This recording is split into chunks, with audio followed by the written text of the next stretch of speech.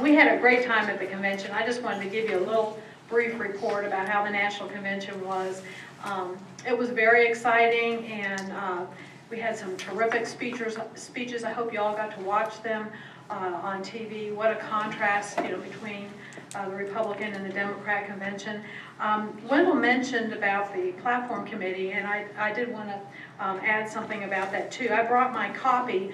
I'll pass this around. I do want to get this back. This is my only copy if you'd like to look at it. And I also printed out what I think might be a very good resource for you all. The comparison that you mentioned, Sandy's going to send that out, which I think is terrific. But here's also the links to the Republican and the Democrat platforms. And I encourage you to use these, I think I made enough copies, use that as a tool, especially when you're talking about with young people, because I think our college folks want to see things in writing. They want to be able to compare. And if you look at the two platforms, they are as different as night and day.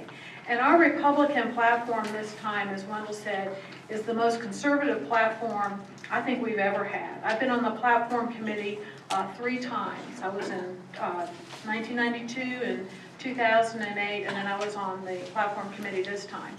And it is the most pro-life platform we've ever had, the most conservative platform. I'm really proud of it. So use that as a tool when we're talking to people, especially our undecided voters, because I think if they take the time to read the platforms alone, that'll be enough to convince them how to vote this fall. The other thing that Wendell wanted me to talk to you about, and I just want to talk about this briefly because we have to get past this, was what happened at the convention concerning the Rules Committee. And I also have my copy of the rules. I gave you a link on that sheet that I sent around, which has the new rules that were adopted at the convention. As most of you know, each state has 2 representatives on the Rules Committee and on the Platform Committee, which meet the week before the convention. The Rules Committee met this time and passed a couple of rules that were very objectionable to most conservatives. To me, it was very regrettable that they did this at this time because we really just did not need that kind of controversy. But there were just a handful of people that have been what I would call establishment people that just pushed their way through, and they got a couple of very bad rules passed. Morton Blackwell, who was our representative, and Ann Gentry, our female representative on the Rules Committee, were very vocal about objecting to the rules that were presented during the Rules Committee. Unfortunately, they were in a minority. At one point, we thought that we may have enough other states that we could present what's called a minority report, which would have been presented to the full convention. But unfortunately, a couple states pulled out, and we didn't have enough states to support that. There were so many different things going on concerning these rules. But I do want to let you all know that Virginia, our state, was very, very united. We met together before the convention started at one of our breakfasts, and we passed an unofficial resolution, so to speak, which included all the delegates, the alternates, the guests, everybody that was there that was considered part of the Virginia delegation. We all voted unanimously against those rules. And then when we went to the full convention, our delegation again voted unanimously. Our representatives on the RNC, we all voted together.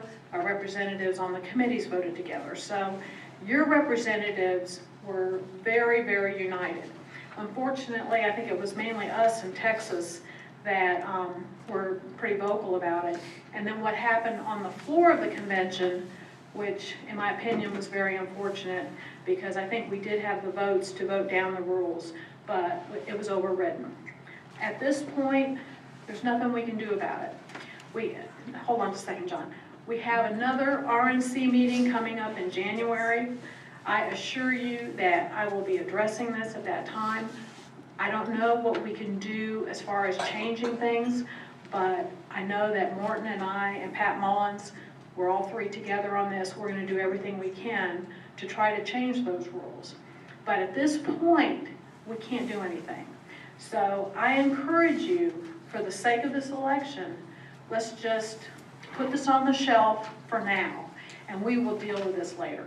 This election is far, far too important to let something like this get in the way. So I can talk to you more individually. I didn't want to belabor it too much because, again, there really isn't anything we can do about it at this point in time. But do know that your Virginia representatives are united, and we're going to do everything we can to change those rules back. And thank you. Thank you very much, Kathy. I was there and actually had the opportunity, even though I was an alternate delegate, to get a delegate pass. Our Attorney General could be on the floor at that time of the vote. And we did have the votes, regardless of what the ruling was. It will be addressed.